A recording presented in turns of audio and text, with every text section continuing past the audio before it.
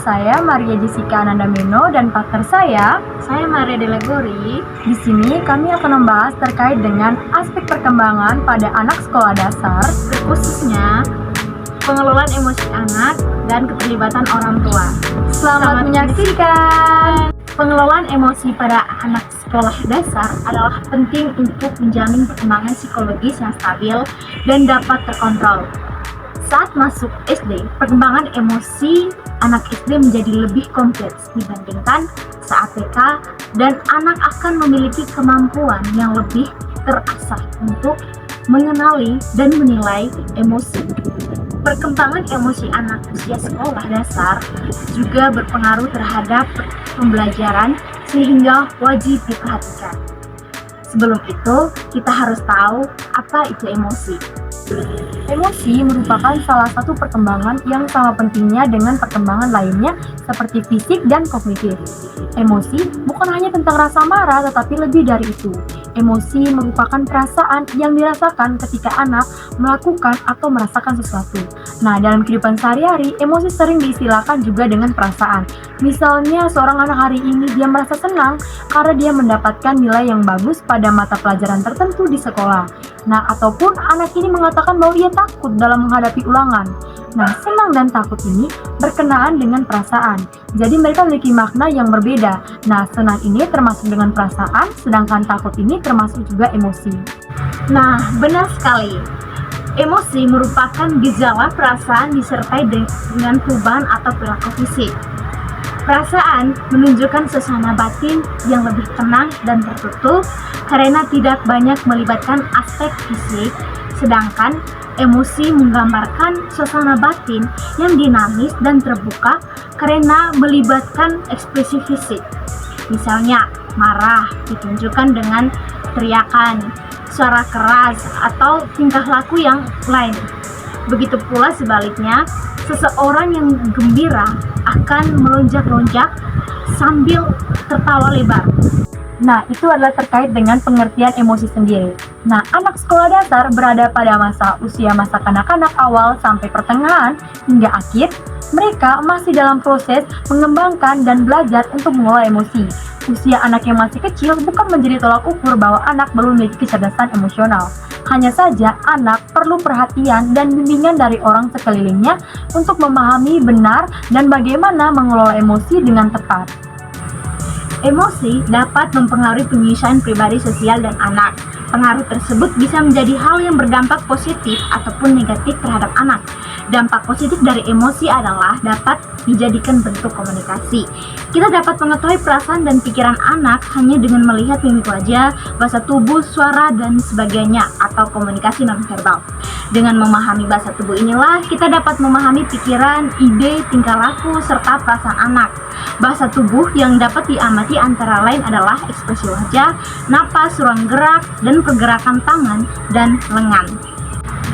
Nah, itu merupakan dampak positif dari pengelolaan emosi. Nah, sedangkan dampak negatifnya apa? Nah, dampak negatif dari emosi adalah mengganggu keterampilan motorik serta mengganggu aktivitas mental. Jadi, terlalu sering merasa takut akan mengganggu kepercayaan diri anak. Nah, hal ini akan mengganggu dimensi perkembangan dan lainnya. Nah, jadi emosi yang memuncak dapat mengganggu kemampuan motorik anak. Nah, anak yang terlalu tegang akan memiliki gerakan yang kurang terarah, dan apabila ini berlangsung lama dapat mengganggu keterampilan dari motorik anak tersebut. Pada usia 6 tahun, anak-anak memahami konsep emosi yang lebih kompleks, seperti kecemburuan, kebanggaan, kesedihan, dan kehilangan. Pada masa anak usia 7-8 tahun, anak semakin menyadari perasaan diri dan orang lain. Mereka mulai belajar untuk memahami perasaan yang dialami oleh orang di sekelilingnya. Anak usia 9-10 tahun pada tahap ini mempelajari cara untuk meredam emosi negatif yang muncul, lalu mencari cara agar hal tersebut dapat mereda. Pola emosi pada anak meliputi rasa takut, malu, khawatir, cemas, marah, cemburu, duka cita, keingintahuan, dan kegembiraan. Nah, pada anak sekolah dasar, emosi yang sering dirasakan adalah rasa takut, khawatir, marah, cemburu, merasa bersalah, dan juga sedih. Di sini mereka juga memiliki keingintahuan, rasa gembira, cinta, dan juga kasih sayang. Nah, yang pertama adalah rasa takut, yaitu perasaan terancam oleh suatu objek yang membahayakan. Jadi di sini akan munculnya rasa takut setelah mereka mengenal bahaya. Jadi rasa takut ini bisa hilang kembali setelah mereka mengetahui cara-cara untuk menghindari bahaya. Yang kedua, rasa malu. Nah, ini merupakan bentuk ketakutan yang ditandai oleh penarikan diri dari hubungan dengan orang lain. Jadi, yang tidak dikenal atau itu mereka sering jumpa ya. Lalu yang ketiga, rasa khawatir. Nah, rasa khawatir ini biasanya dijelaskan sebagai khayalan atau ketakutan ataupun kegelisahan tanpa alasan. Jadi di sini kekhawatiran adalah hal normal pada masa kanak-kanak, bahkan pada anak-anak yang penyesuaiannya yang paling baik sekalipun. Lalu yang keempat adalah rasa cemas, ialah keadaan mental yang tidak enakan berkenaan dengan sakit yang mengancam atau yang membayangkan atau rasa yang mereka bayangkan. Jadi rasa cemas ini ditandai oleh kekhawatiran yang disertai pula dengan ketidakmampuan mereka menemukan pemecahan masalah yang dicapai. Nah, lalu yang kelima adalah rasa marah. Nah, rasa marah ini adalah ekspresi yang sering diungkapkan pada masa kanak-kanak. Nah, jika dibandingkan dengan rasa takut, pada masa usia dini ini, anak-anak mengetahui bahwa kemarahan merupakan cara yang efektif untuk mereka memperoleh perhatian ataupun juga untuk memenuhi keinginan mereka. Nah, yang keenam adalah rasa cemburu. Jadi di sini anak-anak sudah memiliki rasa cemburu dan ini merupakan reaksi yang normal terhadap kehilangan kasih sayang yang nyata atau di bayangan mereka tuh mereka merasa terancam untuk mendapatkan rasa kasih sayang. Lalu yang ketujuh adalah rasa gembira, di mana rasa gembira ini adalah emosi untuk menyenangkan atau yang bisa sering dikenal juga untuk kesenangan atau keriangan atau kebahagiaan seseorang.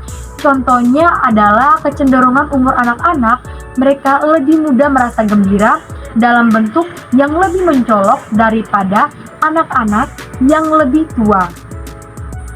Oke, baik, tadi itu adalah beberapa ungkapan emosi yang sering dilakukan oleh anak sekolah dasar.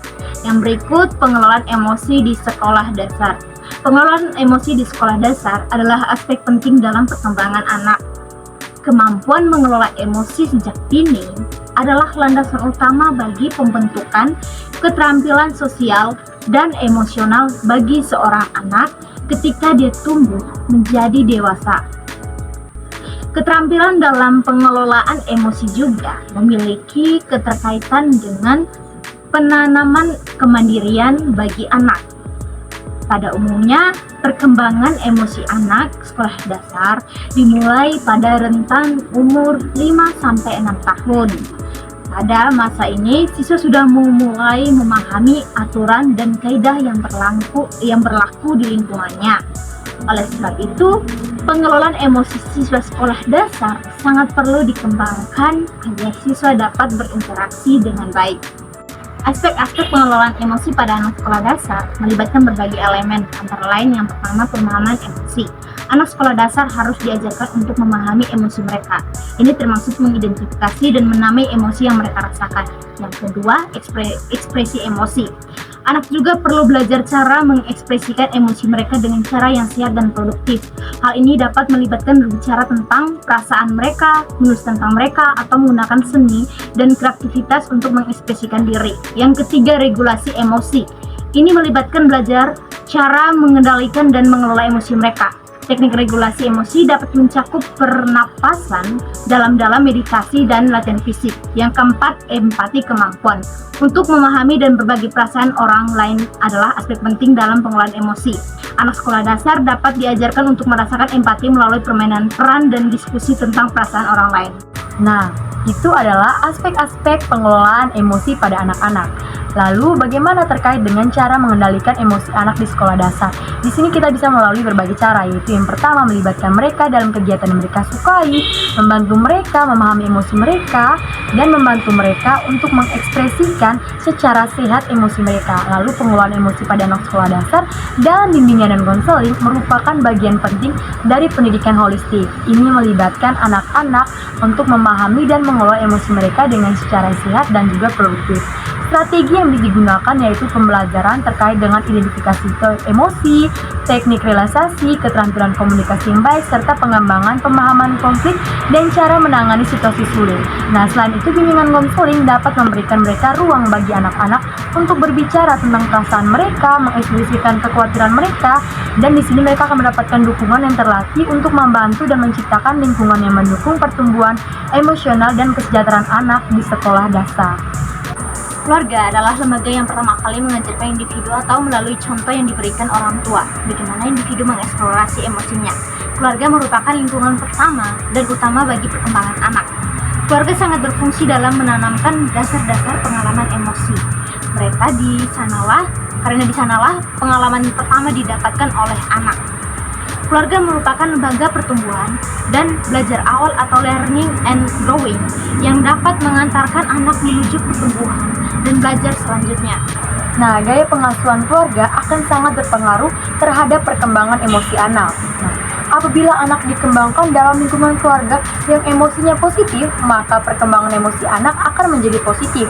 Akan tetapi, apabila kebiasaan orang tua dalam mengekspresikan emosi negatifnya, seperti melampiaskan kemarahan dengan sikap agresif, mudah marah, kecewa, dan pesimis dalam menghadapi masalah, maka perkembangan emosi anak akan menjadi negatif. Perkembangan emosi anak juga dapat dipengaruhi oleh sikap, perlakuan, dan peran yang diberikan orang tua sesuai dengan tempat dan urutannya dalam keluarga. Hal ini dapat mempengaruhi pola perilaku, kepribadian, dan pembentukan sikap anak, baik terhadap diri sendiri maupun terhadap orang lain. Nah, baik, berdasarkan pembahasan tentang perkembangan emosi anak di atas tadi, dapat kami simpulkan bahwa anak memiliki bentuk ekspresi emosi yang berbeda-beda.